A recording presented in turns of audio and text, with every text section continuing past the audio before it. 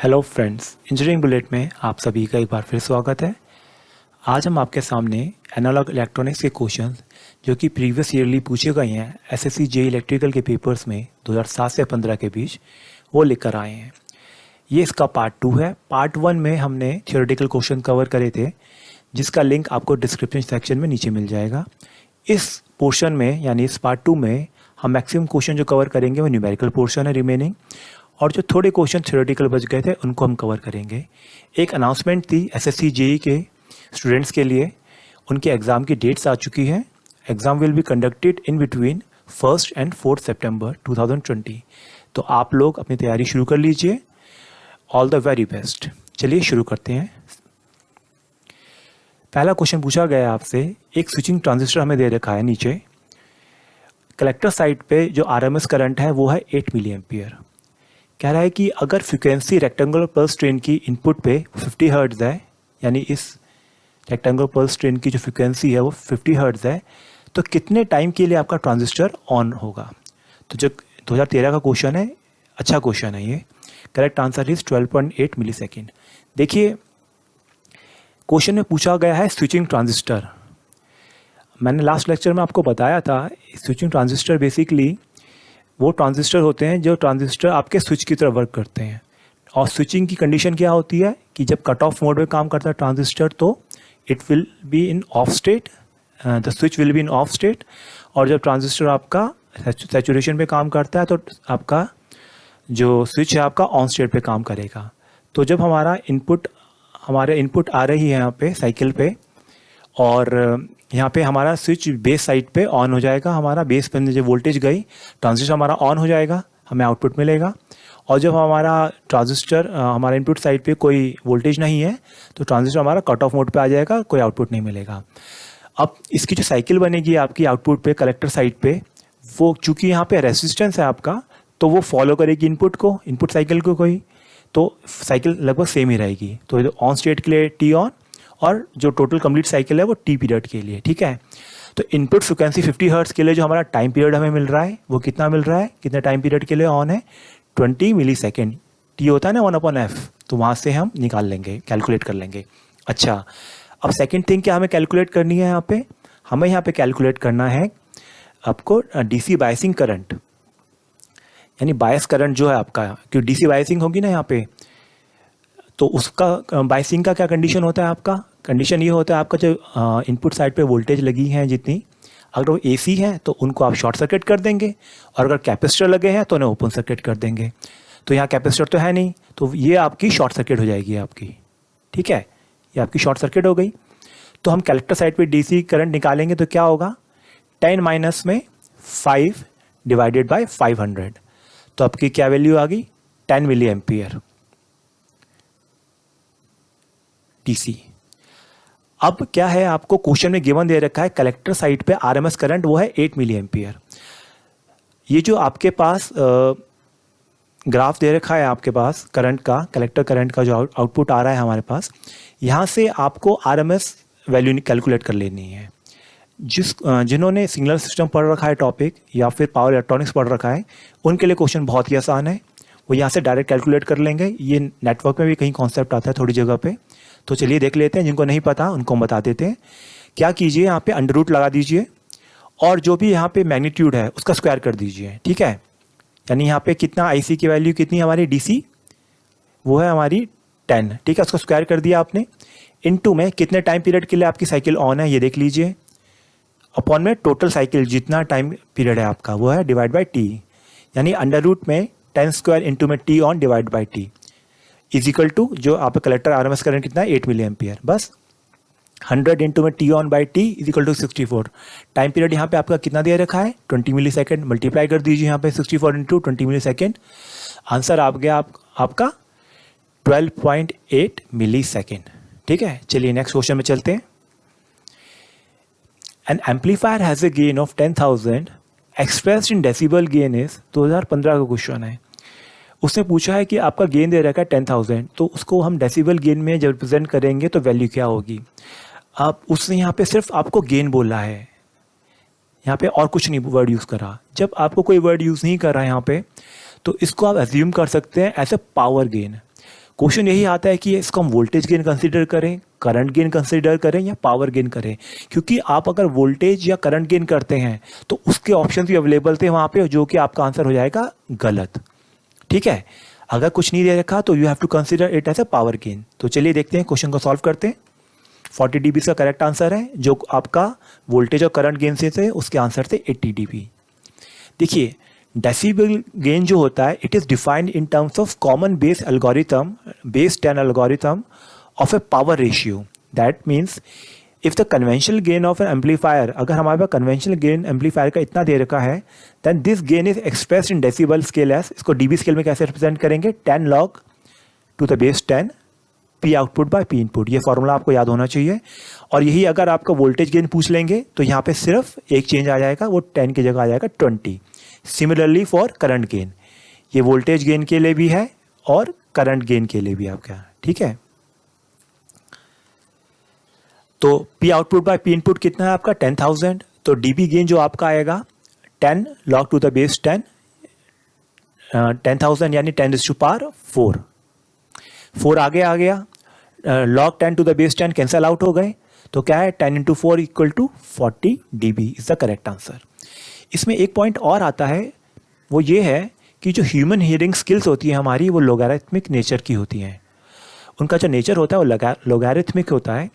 Basically question एक बार पूछा जा चुका है आपका KVS के एग्ज़ाम में 2015 में, और इसी रीज़न की वजह से हमारे जितने भी आपके स्केल्स होते हैं हम उसे लोगारिथमिक वे में बनाते हैं।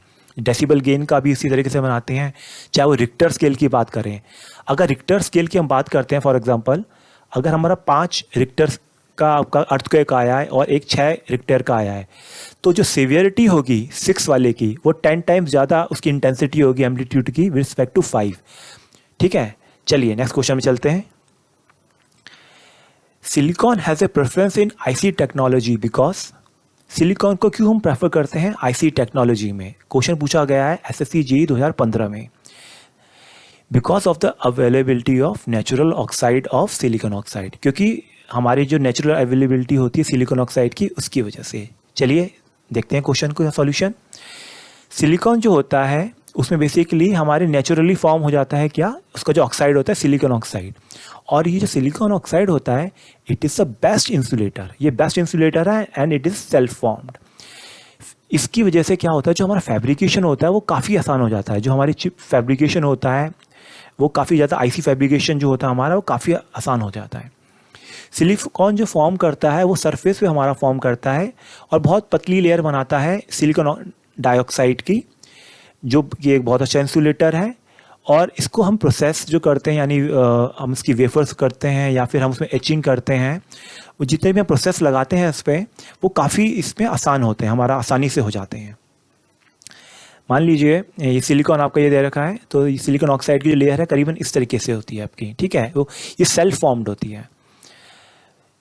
ये जो लेयर होती है ऑक्साइड की, ये काफ़ी ज़्यादा यूज़फुल होती है अगर हम गेट्स बनाते हैं किसी मॉसफेट ट्रांजिस्टर का केस में, क्योंकि जो आपकी लेयर होती है ये आपकी सिलिकॉन ऑक्साइड की, it is form between the gate and the channel या फिर मेटल एंड सेमीकंडक्टर।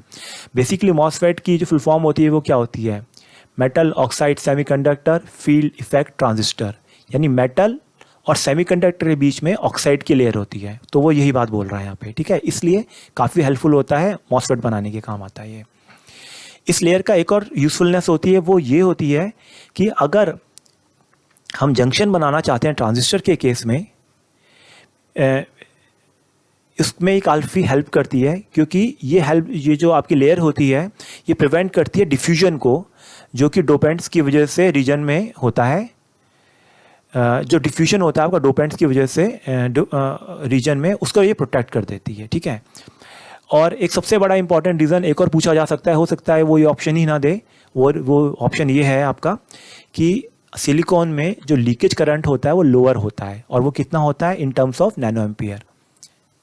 ये इंपॉर्टेंट क्वेश्चन है। और जर्मेनियम में जो होता है माइक्रो एम्पियर। ये इंपॉर्टेंट क्वेश्चन है आपका। चलिए नेक्स्ट क्वेश्चन में चलते हैं। अगर if the transistor having collector emitter voltage of 5 volt, base emitter voltage of 0.7 volt and has a beta of 45, then what will be the value of R? ये circuit आपको दे रखा है, 2013 का क्वेश्चन है, न्यूमेरिकल बेस्ड क्वेश्चन है। आपको collector ammeter voltage दे दी, base emitter voltage दे दी, ये दोनों वैल्यू गिवन है आपको, और बीटा की वैल्यू आपको गिवन है आपको, ठीक है। उसने पूछा आपको आर कैलकुलेट करना है। करेक्ट आंसर है इसका 85.64, ऑप्शन नंबर ए। चलिए देखते हैं। मैंने आपको बताया क्योंकि वैल्यू सारी आपकी डीसी में दे रखी हैं, सीधा हम डीसी बायसिंग यूज़ करेंगे। डीसी बायसिंग का मैंने आपको बताया था क्या होता है कि कैपेसिटर आपको ओपन सर्किट की तरह बिहेव करेगा, वोल्टेज जो इनपुट साइड पे है वो शॉर्ट सर्किट की तरह करेगी। इसको हमने हटा दिया, इस कैपेसिटर को सीधा हट गया हमारा सिर्फ ये वाला सर्किट रह गया। ये वाला सर्किट जो है आपका, जब मैं सर्कल कर रहा हूँ, ये वाला सर्किट रह गया। अच्छा, आपका जो कलेक्टर और बेस जो करंट है आपका यहाँ से आ रहा है, यहाँ पे आपका चले जाएगा कलेक्टर करंट, यहाँ चले जाएगा आपका बेस करंट। अब ये तो ओपन है यहाँ पे, तो यही बेस करंट वहाँ यहाँ पे आ जाएगा इस पॉइंट पे, ठीक है। और एमीटर करंट आपका नीचे जा रहा है। चलिए क्वेश्चन को आप सॉल्व करते हैं। केवीएल लगाते हैं हम सबसे पहले आउटपुट लूप पे। आउटपुट लूप ये वाला लूप है आपका। IB प्लस में IC इंटू में 8 किलो ओम, प्लस में IE इंटू में 230, प्लस में VCE इक्वल टू 24 या -24, क्योंकि ये जो साइन है यहाँ तो अपोजिट हो जाएगा ना, लोअर टू हायर हो गया आपका, तो ये -24 हो गया, तो उस साइड ले जाएंगे तो +24 हो जाएगा। सिंपल KVL है आपका। अब इस वैल्यू में आप जो आपका इक्वेशन बनी है इसमें आप क्या पुट करेंगे, IC equal to beta IB, और IE की जो वैल्यू है उसको करेंगे IB प्लस IC, और यहाँ पे IC क्या करेंगे, बीटा IB, तो क्या हो जाएगा 1 प्लस बीटा इंटू में IB। यहाँ पे हम कैलकुलेट करेंगे तो IB की वैल्यू जो आ रही है वो 0.05021 मिली एम्पियर। चलिए, और अब हम इस वाले लूप पे आ जाते हैं। VCE माइनस में बेस एमीटर, माइनस में ये जो ड्रॉप आ रहा है आपका, ये वाला जो ड्रॉप है आपका IBR का, ठीक है। सो VCE माइनस में IBR माइनस में V बेस एमीटर, क्योंकि ये हायर टू लोअर है, ये भी प्लस साइन आएगा यहाँ पे, हायर टू लोअर, और ये लोअर टू हायर है, VCE माइनस टू प्लस, तो चेंज हो गया ना साइन यहाँ पे, ठीक है। तो यहाँ से आपको क्या मिल जाएगा, आपको 4.3 वोल्ट, ये तो सीधा आ गया वोल्टेज VCE माइनस VB करके आपका। तो रेजिस्टेंस की वैल्यू जो आएगी वो आएगी 4.3 डिवाइड बाई 0.05021, तो वैल्यू का आपके आ गई 85.64 kilo ohm is the correct answer. चलिए नेक्स्ट क्वेश्चन में चलते हैं। 2014 का क्वेश्चन है SSC JEE का। इन ए कॉमन एमीटर ट्रांजिस्टर आपकी जो कलेक्टर वोल्टेज दे रखी है वो 12 वोल्ट है, और जो जीरो सिग्नल कलेक्टर करंट है वो 1 मिली एम्पियर है। क्वेश्चन ने पूछा है कि आप ऑपरेटिंग पॉइंट बताइए जब लोड साइड पे कलेक्टर लोड जो है आपका वो 6 किलो ओम का है। बेसिकली कुछ नहीं है क्वेश्चन में, सिंपल ट्रांजिस्टर आपका इस तरीके से उसने बोला है कि कलेक्टर साइड पे हमने एक रेजिस्टेंस लगा दिया RC का, ठीक है, और वो बोल रहा है कि यहाँ पे हमने वोल्टेज, हमारी कलेक्टर वोल्टेज जो लगी हुई है वो है आपकी 12 वोल्ट की आपकी। अच्छा, यहाँ पे बोला है इसने zero signal collector current. Zero signal collector current का मतलब क्या हुआ, जीरो सिग्नल कलेक्टर करंट का मतलब बच्चों हुआ कि आपका जो AC बायसिंग यहाँ पे नहीं हो रही, यानी जो सिग्नल आ रहा है हमारा वो DC बायसिंग का, यानी DC सिग्नल है हमारा, ठीक है। जीरो सिग्नल मिल DC सिग्नल है आपका, DC बायसिंग है पूरी। तो जो अब कलेक्टर करंट आ रहा है वो प्योर IC है आपका, यानी DC करंट है आपका। तो वो कितना है, वो उसने ऑलरेडी दे रखा 1 मिली एम्पियर, तो वो आपका IC आ गया 1 मिली एम्पियर। पहली चीज़ आपको मिल गई क्वेश्चन में। और दूसरी चीज़ क्या पूछी है इसने, पहला आंसर मिल गया आपको 1 मिली एम्पियर। दूसरा पूछा है कलेक्टर साइड पे आप कलेक्टर एमीटर जो आपकी ये वोल्टेज है वो कितनी होगी, VCE से बोला कैलकुलेट करने के लिए। क्वेश्चन में कुछ भी नहीं है, VCC पता है आपको, इस साइड का तो पूरी ग्राउंडिंग है, ये तो पूरी ग्राउंडिंग है ना एक तरीके से, क्योंकि इसने कुछ वोल्टेज यहाँ पे बता ही नहीं है कि एमीटर साइड पे क्या है। तो VCE is equal to VC, वो बराबर ही रहेगा। तो बेसिकली क्या है, VCE यानी कलेक्टर एमीटर वोल्टेज क्या है, VCC माइनस में ICRC का जो ड्रॉप है आपका वो जो आएगा। तो VCC कितना आपका 12 है, IC कितना है आपका 1 milli ampere, RC 6 kilo ohm, यह कैंसिल आउट हो जाएंगे K से M। ये 10⁻³ है, ये 10⁻³ है, कैंसिल आउट हो गए तो आ गए 6 वोल्ट। तो आपको मिल गया 6 वोल्ट एंड 1 मिली एम्पियर जो आपको ऑपरेटिंग पॉइंट्स मिल गए। नेक्स्ट क्वेश्चन में चलते हैं। ये जो सर्किट है आपका ये क्या रिप्रेजेंट करता है, तो ये the given circuit represents, option है monostable multivibrator, astable multivibrator, Schmitt trigger and bistable multivibrator. ये 2013 क्वेश्चन है। इस क्वेश्चन में आपसे पूछा है कि ये सर्किट किसका है। ये इन्होंने जो क्वेश्चन ऑप्शन दिए हैं मोनोस्टेबल और एस्टेबल, इनके भी जो सर्किट है थोड़े आसपास में ही होते हैं, तो मे बी एक बच्चा जो पढ़ने वाला है और उससे बिल्कुल कंसेप्ट उसके पूरे क्लियर नहीं है तो वो कंफ्यूज कर सकता है, इसलिए क्वेश्चन दिया गया है। तो चलिए इसका सॉल्यूशन देखते हैं। इसका आंसर क्या है, शिमिट ट्रिगर, जैसा आप ये देख पा रहे हैं। बेसिकली शिमिट ट्रिगर होता क्या है, it's an electronic circuit with positive या रीजनरेटिव फीडबैक। ठीक है, ये पॉजिटिव या रीजनरेटिव फीडबैक होता है, और जब भी इनपुट वोल्टेज क्रॉस करती है सर्टेन वोल्टेज लेवल को, टर्म्ड एज यूटीपी और एलटीपी, इसे बोलते हैं अपर थ्रेशोल्ड पॉइंट या अपर ट्रिगर पॉइंट या लोअर थ्रेशोल्ड पॉइंट और लोअर ट्रिगर पॉइंट, तो स्टेट जो होती है आउटपुट की वो चेंज कर जाती है। It exhibit hysteresis by which the output transition from high to low and low to high will occur at a different threshold. चलिए इसको मैं पूरा एक्सप्लेन करता हूँ आपको। देखिए पहले बेसिकली बता देता हूँ शिमिट ट्रिगर होता क्या है। ये एक कंपैरेटर सर्किट है जो कि पॉजिटिव फीडबैक या रीजनरेटिव फीडबैक को फॉलो करता है। इसका एक और नाम होता है, वो है रीजनरेटिव कंपैरेटर। ठीक है, ये कन्वर्ट करता है आपकी वेवफॉर्म्स को स्क्वायर वेव में कन्वर्ट करता है, इसलिए हम इसका एक और नाम होता है स्क्वायरिंग सर्किट। ठीक है, देख लीजिए यहाँ पे क्या है, मान लीजिए इनपुट पल्स हमारी दे रखी है। ठीक, ये जो इनपुट पल्स है ना आपकी, और यहाँ पे आउटपुट जो हमारा आ रहा है ये है आपका, ये जो वी आउट है basically plus V saturation point है आपका ये। ठीक है, और ये है माइनस वी सैचुरेशन।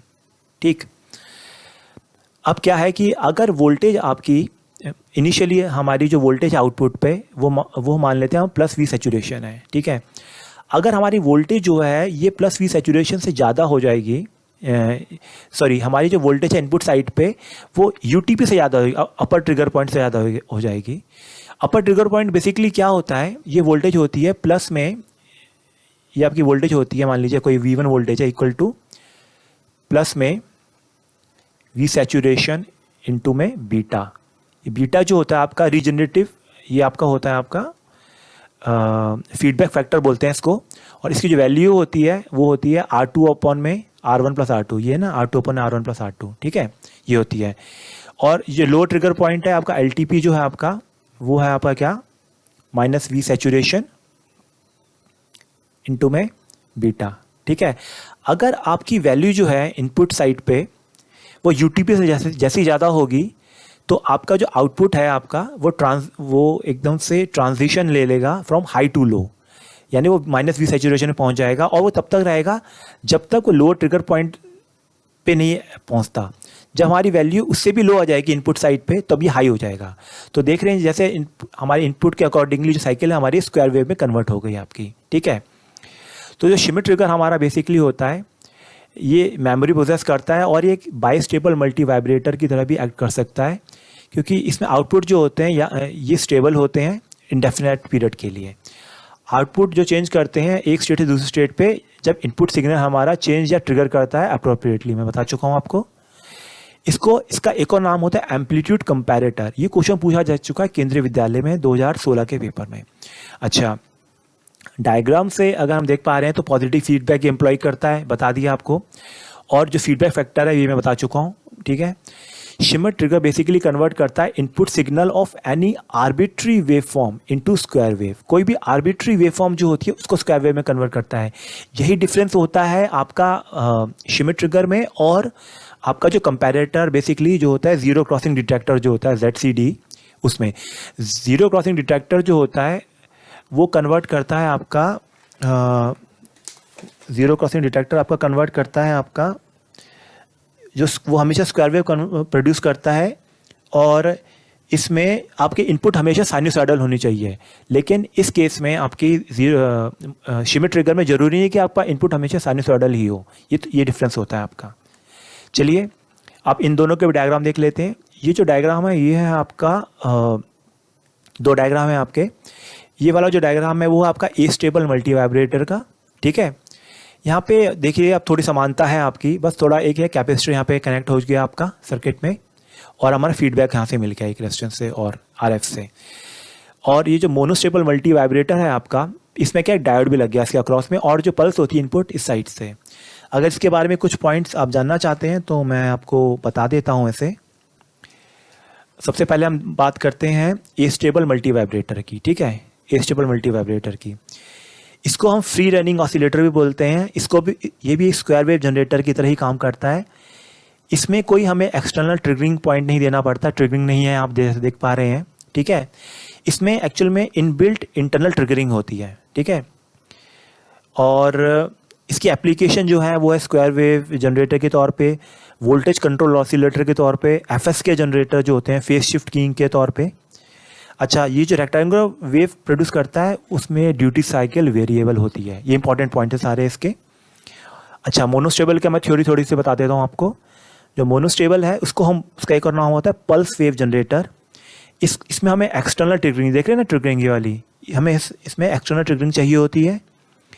ये एक्यूरेट टाइम डिले प्रोड्यूस करता है। ये क्वेश्चन बहुत जगह पूछा जा चुका है, चाहे एयरपोर्ट अथॉरिटी का पेपर हो, चाहे आपका इसरो का पेपर हो। इसमें जो आउटपुट होता है वो रैंप होता है, ठीक है। चलिए नेक्स्ट क्वेश्चन में चलते हैं। अब हम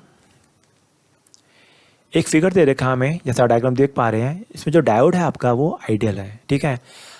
अगर आरएमएस वैल्यू इनपुट वोल्टेज की वो 50 वोल्ट है तो पूछ रहा है कि आरएमएस करंट जो जाएगा हमारा 100 ओम से वो क्या होगा, ठीक है। 100 ओम से जो हमारा जो करंट आ रहा है वो क्या होगी इसकी वैल्यू। देखिए पहले तो हम देख लेते हैं आइडियल डायोड क्या होता है। आइडियल डायोड वो होता है जब वो फॉरवर्ड बायस में शॉर्ट सर्किट की तरह बिहेव करता है, यानी प्योर शॉर्ट सर्किट, जैसे कि प्योर कंडक्टर, ठीक है। और जब आपका वो रिवर्स बायस होता है तो डायोड आपका बिहेव करता है एक तरह से प्योर इंसुलेटर की तरह, ठीक है। उसमें आपकी जो थ्रेशोल्ड वोल्टेज होती है, इसमें कोई थ्रेशोल्ड वोल्टेज नहीं होती है। जनरल डायोड में थ्रेशोल्ड वोल्टेज होती है, जैसा आपको पता है। सिलिकॉन के केस में 0.7 होती है, जर्मेनियम के केस में 0.3 होती है ना। सिलिकॉन में 0.7 होती है, ये पूछ लेते हैं, जर्मेनियम में 0.3 होती है। लेकिन जब हम आइडियल डायोड यूज़ करते हैं तो वो इंस्टेंटली ऑन हो जाते हैं। चलिए अब हम क्वेश्चन को सॉल्व करते हैं। इसका करेक्ट आंसर है 0.51√2, 2012 क्वेश्चन है। देखिए हमने पॉजिटिव पल्स जैसी लगाई साइकिल पे, यहाँ पे तो इनपुट साइड पे डायोड ऑन हो गया, पॉजिटिव पल्स है ना यहाँ पे, तो ये डायोड ऑन हो गया हमारा, इंस्टेंटली ऑन हो गया। अच्छा, जैसे ही हमारा ऑन हो गया तो सारा करंट जो है हमारा वो डायोड से चले गया, यहाँ से तो कोई करंट जाएगा ही नहीं, तो हमारा कोई भी करंट रेजिस्टर से गया नहीं, पहली कंडीशन में। सेकंड कंडीशन देख लेते हैं। अब डायोड हमारा रिवर्स बायस हो गया, ठीक है, ये हो गया हमारा रिवर्स बायस फॉर एग्जांपल।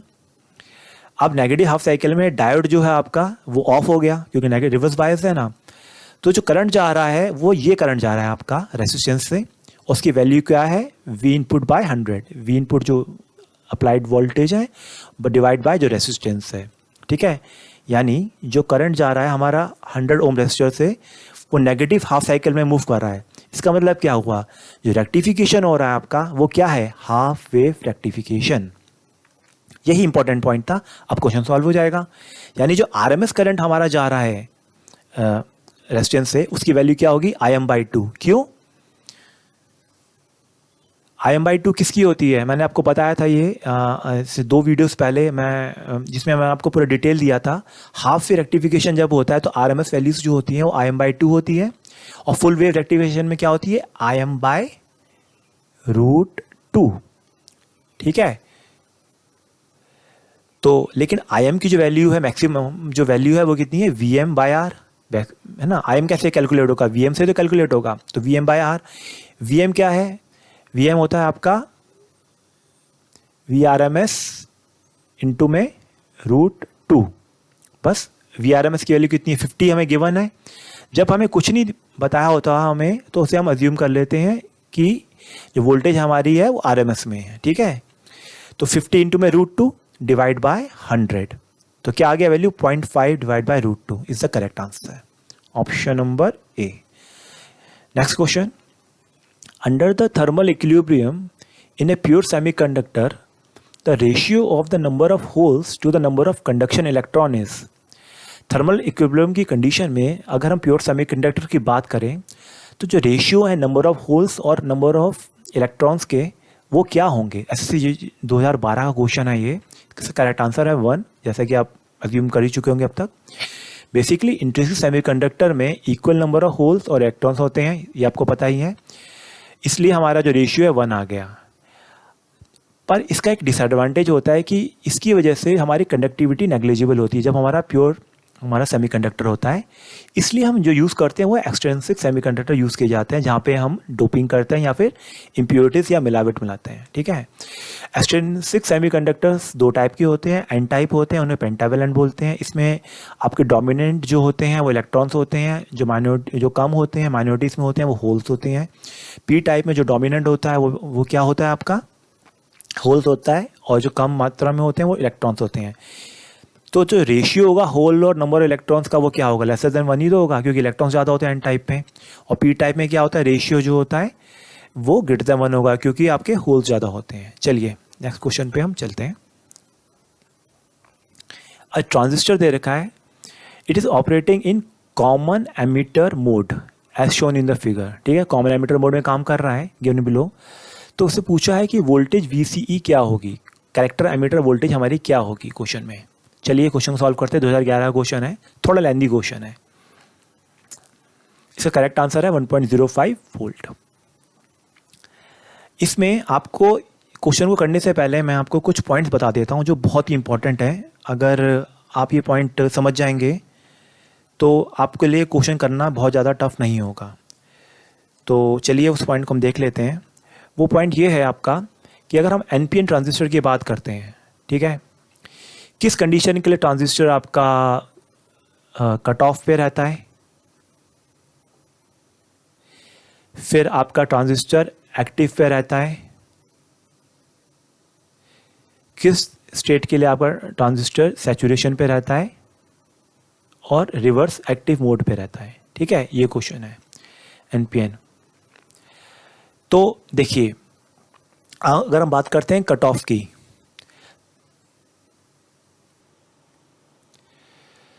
अगर आपकी बेस एमीटर वोल्टेज जो है आपकी, बेस एमीटर जो वोल्टेज है आपकी वो लेसर देन 0 है, और बेस कलेक्टर जो वोल्टेज है आपकी वो लेसर देन 0 है, तो आपका ट्रांजिस्टर जो बिहेव करेगा NPN में वो है कट ऑफ में, ठीक है।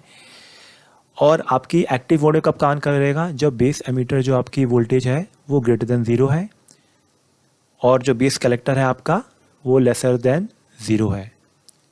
सिमिलरली सैचुरेशन में क्या होगा आपका, ये दोनों ग्रेटर देन 0 हो जाएंगे, बेस एमीटर ग्रेटर देन 0 और बेस कलेक्टर ग्रेटर देन 0। और रिवर्स में क्या होगा आपको, इसे इन्वर्स एक्टिव भी बोलते हैं, बेस एमीटर लेसर देन 0 और बेस कलेक्टर ग्रेटर देन 0। ये आपको पता होना चाहिए टेबल, ये बहुत इंपॉर्टेंट टेबल है, इसी से क्वेश्चन सॉल्व होगा आपका, ठीक है। और एक कंडीशन और होती है आपकी सैचुरेशन की कंडीशन। ये तो यहाँ से तो आप एक्टिव कंडीशन कैलकुलेट बता सकते हैं कि ट्रांजिस्टर किस में बिहेव कर रहा है। अगर मान लीजिए NPN की जगह PNP ट्रांजिस्टर होता, ये एरो रिवर्स होता, तो ये जो बेस एमीटर है ना वो एमीटर बेस हो जाएगा और सब चीज़ें बाकी सेम रहेंगी आपकी, ठीक है। और जो बेस कलेक्टर है वो कलेक्टर बेस हो जाएगा। सिमिलरली सब में आप चेंज कर लीजिएगा वो PNP के लिए, ठीक है। और आपकी सैचुरेशन की कंडीशन क्या होती है कि IB is greater than IC by beta, ये सैचुरेशन की कंडीशन होती है। ये मैंने आपको 2 बातें बता दी। अब इसके बाद क्वेश्चन सॉल्व करते हैं। इन पॉइंट्स के बाद आपको इस टाइप का कोई भी क्वेश्चन आएगा आप कभी गलत नहीं करेंगे। चलिए क्वेश्चन सॉल्व करते हैं जल्दी से। इसमें क्या करते हैं, हम एक अजम्पशन लेते हैं, या तो हम इसको इनिशियली सैचुरेशन में अजम्पशन लेते हैं या ट्रांजिस्टर को हम अजम्पशन लेते हैं एक्टिव में। तो हम मान लेते हैं ट्रांजिस्टर को एक्टिव रीजन में अजम्पशन लेते हैं कि वो ऑन है, ठीक है। तो हम किरचॉफ लॉ लगाते हैं बेस एमीटर लूप पे। ये बेस एमीटर लूप कौन सा है आपका, ये वाला बेस एमीटर लूप है आपका, ठीक है।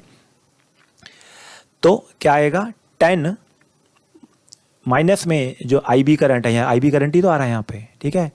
10 माइनस में IB into 310 kilo ohm minus में 0.6 इक्वल टू 0। तो IB की वैल्यू कैलकुलेट हो गई 30.3225 माइक्रो एम्पियर। अच्छा जो IC होता है, अच्छा एक्टिव रीजन में एक कंडीशन और होती है आपकी, ये तो मैंने बताया कि ये जो कंडीशन आपको दिखानी है, और एक कंडीशन और होती है कि IC equal to beta IB।